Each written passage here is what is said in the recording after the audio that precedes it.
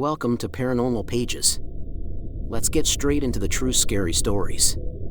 Story 1. The Faceless Presence. I was in the kitchen, washing dishes when I received a text from my husband, John. Working late tonight. Don't wait up. It wasn't unusual, his job often demanded late hours. I sighed, setting my phone on the counter, and looked out the window into the darkening evening. The house was quiet, almost too quiet, and an uneasy feeling settled in my chest. As I moved to the living room, I glanced at the security camera monitor out of habit. The screen showed our front yard, bathed in the dim light of the porch. My heart skipped a beat when I saw John walking up the driveway. Confusion clouded my mind. Had he sent the text before leaving work and forgotten to update me? But then I noticed something that made my blood run cold, a dark, faceless figure trailing behind him. I froze, my eyes glued to the screen. John reached the front door, and the faceless figure followed closely. The figure had no distinguishable features, just a dark silhouette that seemed to absorb the light around it. Panic surged through me. Who or what was that thing with my husband? I rushed to the front door, heart pounding in my chest. As I approached, I heard John's familiar footsteps, but they sounded strange, almost hollow. I hesitated, my hand hovering over the doorknob. What if it wasn't really John on the other side? The thought made me shudder, but I had to know. Slowly, I unlocked the door and pulled it open. John stood there, looking just like himself, but his eyes were vacant, empty. The dark figure was nowhere in sight. John? I whispered, my voice trembling. He didn't respond, just stared through me as if I wasn't there. Are you okay?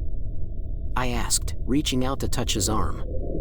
His skin was cold, and he didn't react to my touch. Fear gripped me as I stepped back. John, say something. He blinked slowly, and his gaze seemed to focus. I'm home, he said in a flat, emotionless tone. It sent a chill down my spine. This was not my husband. I backed away, unsure of what to do. As I retreated, John stepped into the house, his movements stiff and unnatural. The front door slammed shut behind him without anyone touching it. My heart raced, and I stumbled over my words. What was that thing with you? John tilted his head, a strange smile creeping across his face. You saw it too, he asked, his voice unnaturally calm. It's here for you, Emily. I felt a scream rising in my throat, but I couldn't let it out. The air around us seemed to thicken, and a cold breeze swept through the room. I had to find out what was happening, but the fear paralyzed me. I backed away further, keeping my eyes on John, or whatever he had become. Why is it here? I managed to whisper, my voice barely audible over the pounding of my heart. John's smile widened, and for a moment, I thought I saw the dark figure reflected in his eyes. Because it wants something from us, he said. And it won't leave until it gets what it wants. Hey, subscribe for more scary stories. The house felt colder than ever, and John's words echoed in my mind. The faceless figure had followed him inside, and now it wanted something from us. I could barely breathe as I backed away from him, trying to process what was happening. The atmosphere was thick with dread, and the silence felt oppressive. I don't understand, I whispered, my voice trembling. What does it want? John's vacant eyes locked onto mine. It feeds on fear, Emily. It thrives on the terror it brings. His voice was detached, almost as if he was reciting a script rather than speaking from his own mind. I shivered, a chill running down my spine. The figure wanted to scare us, to feed off our fear. I glanced around the room, half expecting the faceless entity to materialize out of the shadows. What can we do to stop it?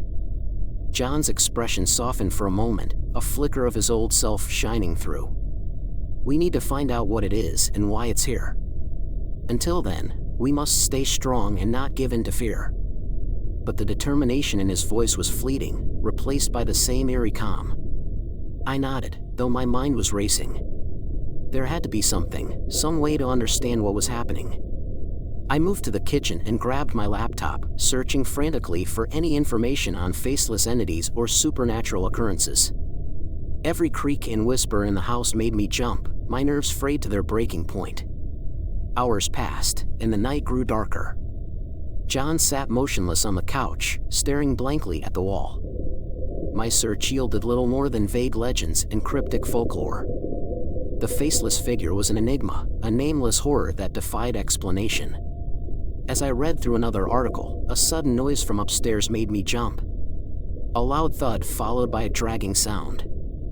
I turned to John, but he remained unresponsive. "Did you hear that?" I asked, my voice barely above a whisper.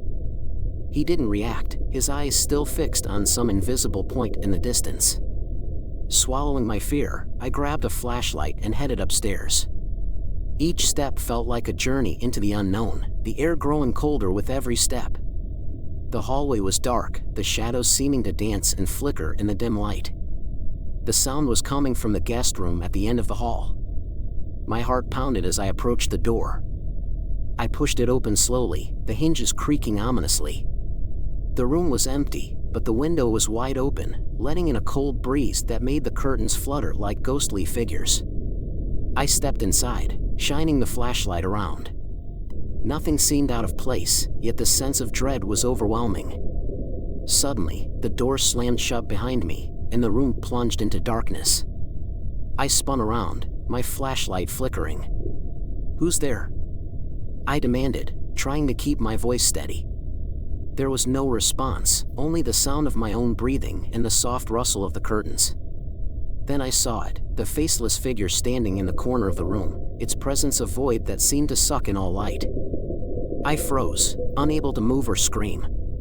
It stood motionless, as if waiting for me to make the first move. The air grew colder, and I felt a suffocating pressure around me. The figure stepped forward, its movements slow and deliberate. I backed away until I hit the wall, my flashlight trembling in my hand. The figure reached out, and I felt an icy grip on my arm.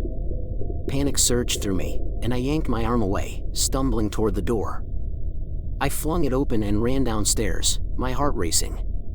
John was still on the couch, but now his head was turned toward me, a sinister smile on his face. "It's begun," he said softly, his voice echoing in the silent house. I was trembling as I reached the living room, my heart pounding so hard I thought it might burst from my chest. John's sinister smile sent a wave of nausea through me. The faceless figure had reached out, its cold grip still tingling on my arm. I needed answers, and fast. "John," I said, trying to steady my voice, "we need to do something. This thing is going to destroy us."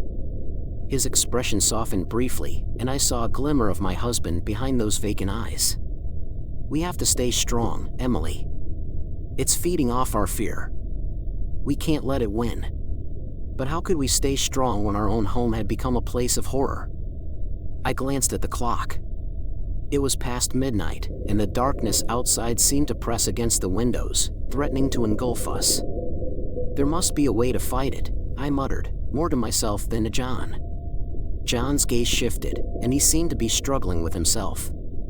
"There is something," he said slowly. "I read about a ritual once. It might help us banish it." "A ritual?" It sounded like a desperate, last-ditch effort, but we had no other options. "What do we need?" I asked, a mix of hope and desperation in my voice. He hesitated, then rattled off a list of items: candles, salt, a mirror, and a piece of paper with a specific symbol drawn on it. It all sounded so cliché, like something out of a movie, but I didn't care. If there was even a chance it could help, I was willing to try. We gathered the items quickly, the oppressive feeling in the house growing stronger with each passing minute. The darkness seemed to close in around us, and I felt the faceless figure's presence everywhere. We set up the ritual in the living room, the flickering candlelight casting eerie shadows on the walls. John drew the symbol on the paper, his hands trembling slightly. "We need to speak the words together," he said, his voice barely audible. "It's an old language, but it should work if we focus." I nodded, taking a deep breath. As we began to chant, the air grew colder, and the shadows seemed to thicken. The candle flames flickered wildly, casting chaotic patterns of light and dark. I could feel the faceless figure's presence growing stronger, as if it knew what we were trying to do. Suddenly, the room was plunged into darkness. The candles went out, and an icy wind swept through the house. I grabbed John's hand, holding on for dear life. "Keep chanting," he urged, his voice rising above the howling wind. We continued, our voices trembling but determined. The darkness seemed to press in on us, and I felt a cold, clammy hand on my shoulder. I bit back a scream, focusing on the words of the chant. The wind grew louder, almost deafening, and I could barely hear my own voice. Then, as suddenly as it had begun, the wind stopped. The darkness seemed to recede, and the candles flickered back to life. I opened my eyes and saw the faceless figure standing in the center of the room, its form shimmering and indistinct. It seemed to waver, as if struggling to maintain its presence. For a moment, I thought we had won. But then, the figure solidified, and a low, menacing laugh echoed through the room. "You cannot banish me," it hissed, its voice a chilling whisper. "I am bound to this place, and now, so are you." John's grip on my hand tightened, and I felt his fear as acutely as my own. "We have to leave," I said, my voice shaking. "We can't stay here." But as we turned to the door, it slammed shut with a force that rattled the walls. The faceless figure moved closer, its presence overwhelming. "You cannot escape," it whispered. "This is only the beginning." Panic surged through me as the door slammed shut, trapping us inside with the malevolent entity. John's grip on my hand was the only thing grounding me in that moment of sheer terror. The faceless figure's whisper echoed in my mind, chilling me to the core. "This is only the beginning." "John," I whispered urgently, "we have to find another way out." He nodded, his face pale but resolute. "Let's try the back door," he said, pulling me towards the kitchen. As we moved, the house seemed to groan and shift around us, as if it were alive and complicit in our torment. Shadows flickered and danced along the walls, mocking our desperation. We reached the kitchen, and just as John reached for the back door, it too slammed shut with a deafening bang. I let out a scream, unable to contain my fear any longer. The faceless figure appeared in the doorway, blocking our escape, its form more solid and menacing than ever. "You cannot run from me," it hissed, its voice a chorus of whispers. "I am everywhere." Desperation turned into defiance. "Why are you doing this?" I demanded, my voice trembling but strong.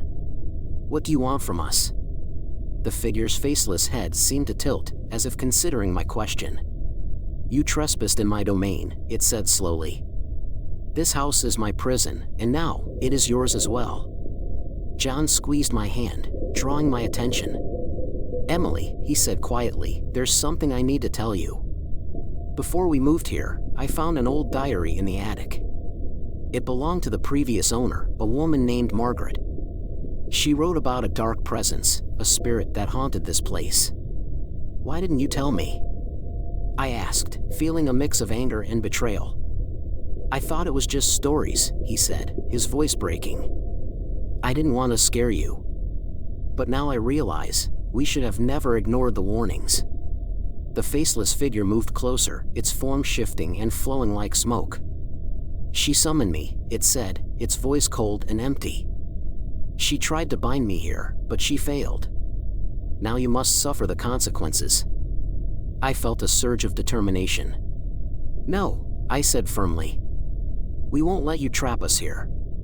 There must be a way to break the curse." John nodded, a spark of hope in his eyes. Margaret's diary mentioned a final ritual, one she never completed. If we can find it, we might have a chance. We raced upstairs, the faceless figure trailing us with an almost lazy confidence, as if it knew we couldn't escape. In the attic, we found the diary, its pages yellowed and brittle with age. Flipping through the entries, we found the ritual, a complex series of incantations and symbols, far more intricate than the one we had tried before. "Let's do this," John said, his voice steady.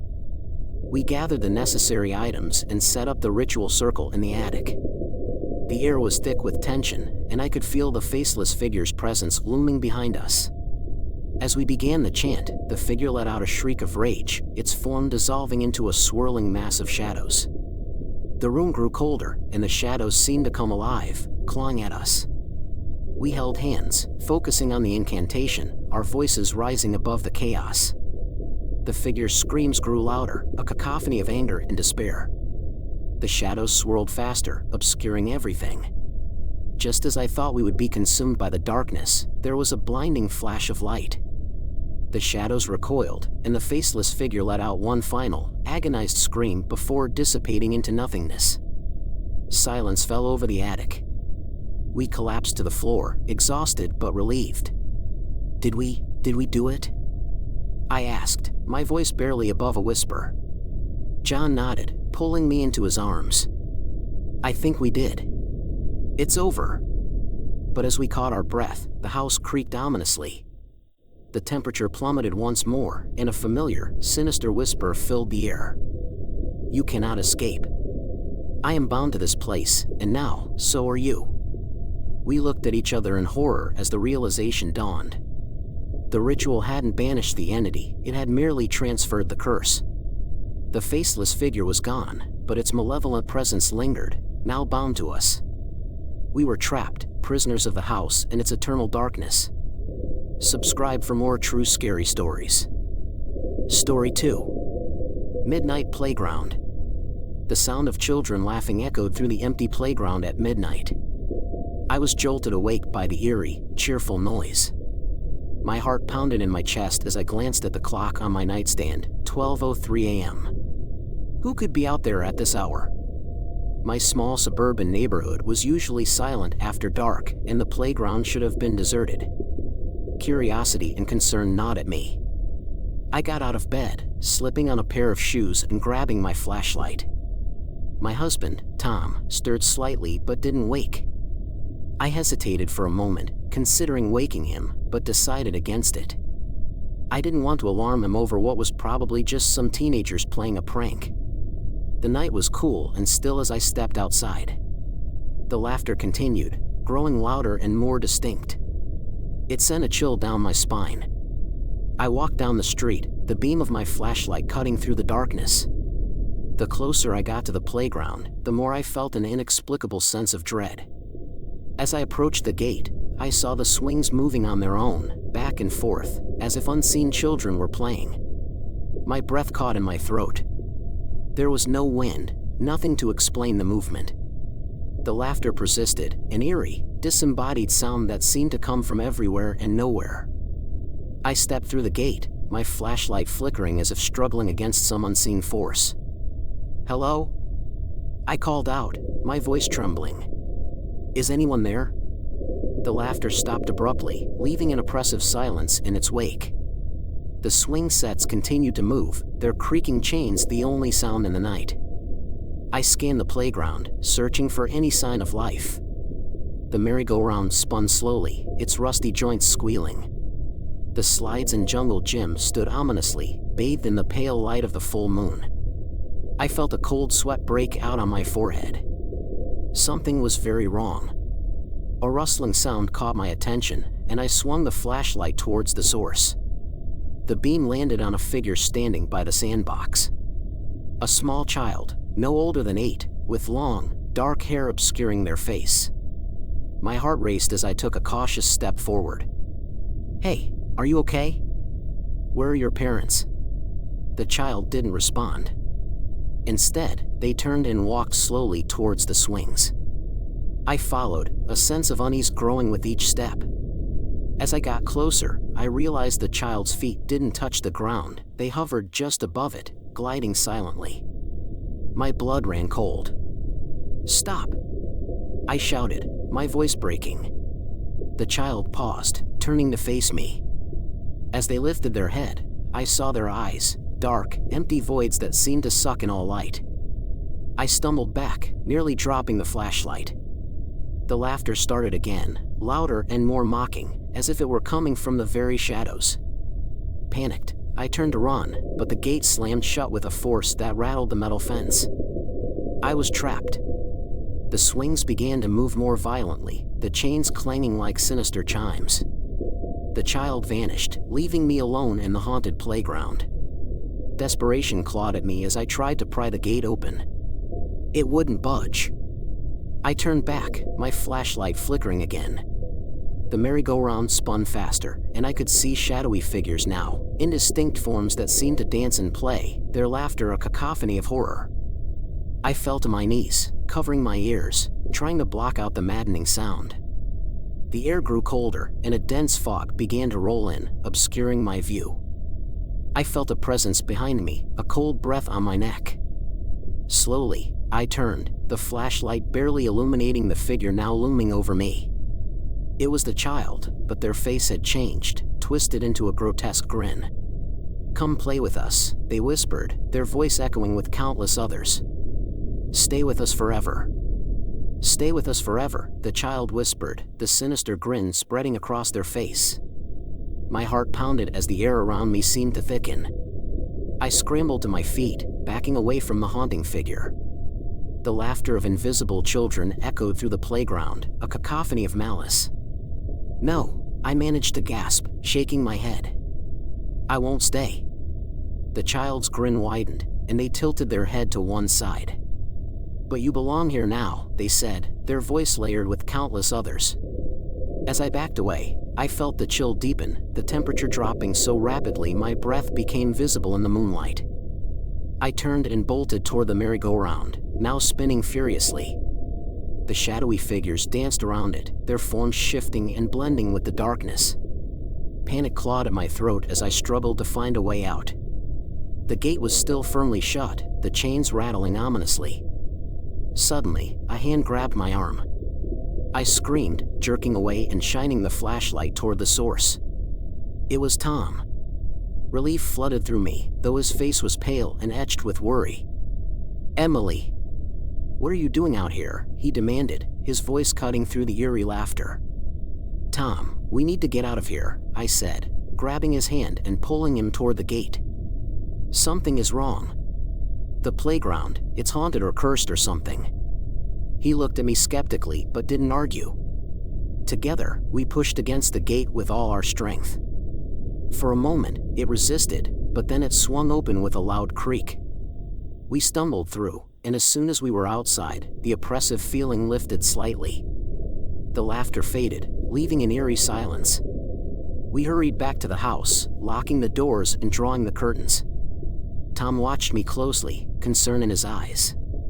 "Emily, what happened out there?" he asked, his voice softening. "You look like you've seen a ghost." I shivered, recounting the events as best as I could. Tom listened, his expression shifting from disbelief to horror. When I finished, he took a deep breath. "We need to find out what's going on. This isn't normal." We spent the next day researching the history of the playground and the neighborhood. Digging through old records and news articles, we found a tragic story that sent chills down our spines. Decades ago, a fire had swept through the playground, killing several children who had been playing there after dark. Their bodies were never found, and the playground had been rebuilt over the ashes of the old one. "Do you think their spirits are still there?" I asked, my voice trembling. "Are they the ones haunting the playground?" Tom nodded slowly. "It sounds like it. But why now? Why are they reaching out to us?" That night, we decided to return to the playground, armed with a plan to confront whatever was haunting it. We brought candles, a voice recorder, and a camera, hoping to capture evidence of the supernatural presence. As midnight approached, we felt a sense of dread settle over us. We set up the equipment around the swings, the playground eerily silent. The moment the clock struck 12, the laughter began again, echoing through the darkness. The swings moved on their own, and the merry-go-round spun slowly. "Show yourselves," Tom called out, his voice firm. "We want to help you." For a moment, nothing happened. Then, the fog rolled in, thicker than before. The temperature dropped, and the shadowy figures appeared once more. The child from the night before stepped forward, their empty eyes locking onto mine. "Why are you here?" I asked, trying to keep my voice steady. "What do you want?" The child raised a hand, pointing to the sandbox. Our bodies are there, they said, their voice a haunting echo. Find us. Set us free. I glanced at Tom, who nodded. We approached the sandbox, starting to dig with our hands. The ground was cold and hard, but we kept going. The laughter grew louder, more urgent, and I felt a sense of desperation from the spirits. Suddenly, my hand hit something solid. I pulled back the dirt to reveal a small, charred bone. Tom found another, and together we unearthed the remains of the children. The air grew colder, and the shadows seemed to press in on us. Set us free, the child whispered again, their voice filled with longing. As the last of the charred bones came to light, the air grew even colder, and the laughter ceased. The shadows around us stilled, as if watching and waiting. Tom and I exchanged a glance, our breath visible in the frigid air. We need to give them a proper burial, he said, his voice steady despite the fear in his eyes. We carefully gathered the bones and placed them in a blanket, handling them with the reverence they deserved. The shadowy figures hovered near the sandbox, their presence a palpable weight. The child with the empty eyes watched us closely, their expression unreadable. We'll take care of you, I whispered, though I wasn't sure if they could hear me. Tom and I left the playground and drove to the cemetery, the remains of the children resting gently in the back seat. The drive was silent, the weight of our task heavy on our minds. When we arrived, we found a quiet corner of the cemetery and began to dig a grave. As we worked, the wind picked up, howling through the trees. It felt as if the spirits were guiding us, urging us to hurry. Once the grave was deep enough, we laid the bones to rest and covered them with earth. I placed a makeshift marker at the head of the grave, a simple wooden cross we had found in the car. Rest in peace, Tom said softly, his voice carrying over the wind.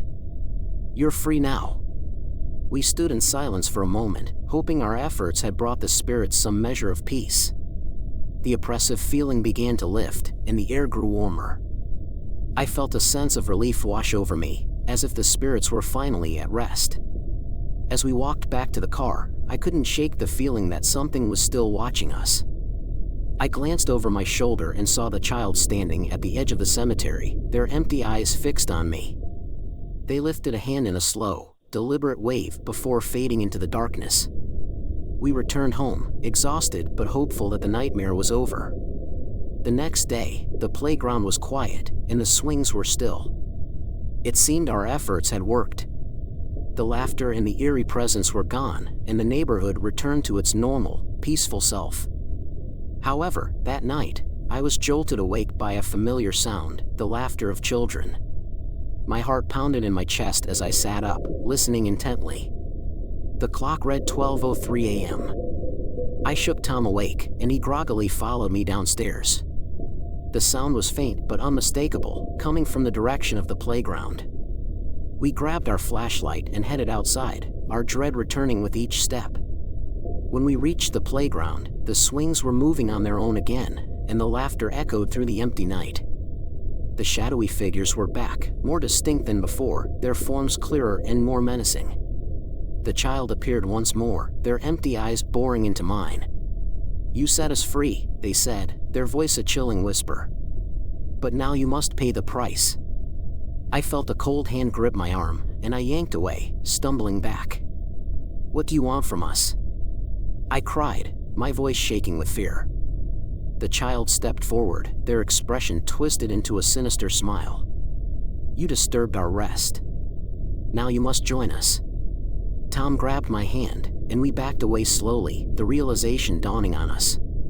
The spirits were not at peace, they were angry. The ritual we performed had not freed them, it had only awakened their wrath. The shadows closed in, their laughter a mocking echo in the darkness. Desperation fueled our steps as we fled the playground, the gate slamming shut behind us.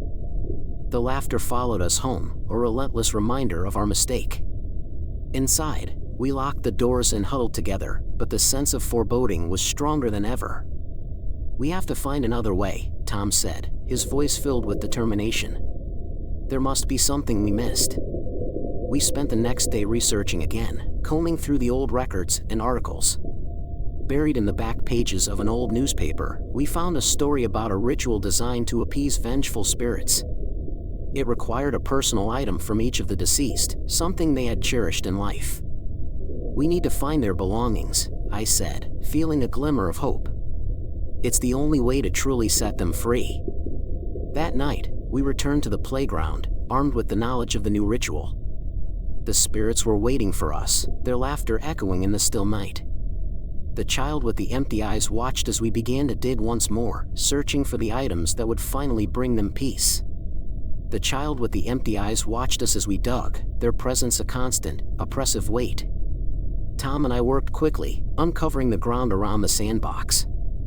We had to find the personal items of the children if we were to have any hope of appeasing the spirits. The laughter echoed around us, growing louder and more malicious with each passing minute. "Here," Tom said suddenly, pulling something from the dirt. It was a small, charred teddy bear, its fur blackened and singed. "This must have belonged to one of them." I nodded, my hands trembling as I continued to dig.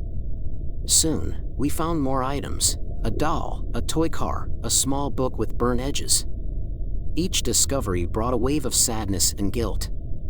These were the cherished possessions of the children whose lives had been so tragically cut short. "We have to perform the ritual now," I said, my voice shaking. "Before it's too late." We gathered the items and set them in a circle in the middle of the playground. The child with the empty eyes stood at the edge, their gaze unblinking. The other shadowy figures hovered nearby, their forms growing clearer in the flickering light of the candles we had brought. Tom took my hand, and we began to chant the incantation we had found, our voices steady despite the fear gnawing at our hearts. The air grew colder, and the shadows seemed to press in on us. The laughter ceased, replaced by an eerie silence that was somehow more terrifying. The ground trembled as we continued the chant, the personal items glowing with a faint, otherworldly light. The spirits moved closer, their expressions a mix of anger and longing. The child with the empty eyes stepped forward, their hand reaching out toward the circle. "Take them," I said, my voice barely above a whisper. "Take these items and find peace."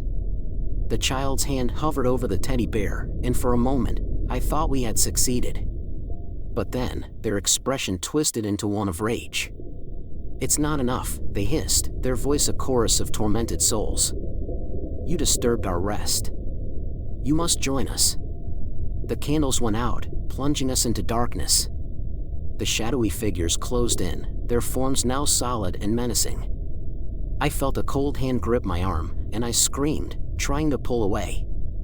Tom was beside me, fighting off the shadows that clawed at him. "We have to leave," he shouted, his voice filled with desperation. We ran, the spirits chasing us with relentless fury. The gate to the playground was still open, and we bolted through it, the laughter of the children echoing in our ears. As we reached the safety of our home, the sense of dread lifted slightly, but we knew we weren't safe. That night, the laughter followed us, echoing through the walls of our house. The spirits were furious, and their presence grew stronger with each passing hour. We knew we had to do something drastic if we were to survive. "There's one last thing we can try," Tom said, his voice grim. "We have to return the spirits to the place where they died. Only then will they find peace." It was a desperate plan, but it was our only hope. We gathered the personal items and returned to the playground one final time. The spirits were waiting, their expressions filled with rage. The child with the empty eyes watched us closely as we approached. "We're here to set you free," I said, my voice trembling. "Please, take these items and find peace." We placed the items in the sandbox, covering them with the dirt we had dug up. The air grew colder, and the spirits closed in, their forms more menacing than ever. The ground trembled as we completed the ritual, our voices steady despite the fear gnawing at our hearts. Suddenly, the spirits screamed, a sound of pure anguish that pierced the night. The ground shook violently, and the air grew colder. The shadowy figures began to fade, their forms dissolving into the darkness. The child with the empty eyes looked at us one last time, their expression one of sorrow and regret. "Thank you," they whispered, their voice filled with longing. "We can rest now." As the last of the spirits faded, the air grew warmer, and the oppressive feeling lifted. The playground was silent, and the swings were still. We had finally set the spirits free. But as we turned to leave, a cold breeze swept through the playground, and I heard a faint whisper. "Stay with us forever." We looked at each other in horror, realizing that the spirits were not gone, they had merely passed their curse onto us. We were bound to the playground, trapped in a never-ending nightmare. The laughter of the children echoed through the empty playground at midnight, and we knew we would never escape. The end. Subscribe for more. Thanks for watching.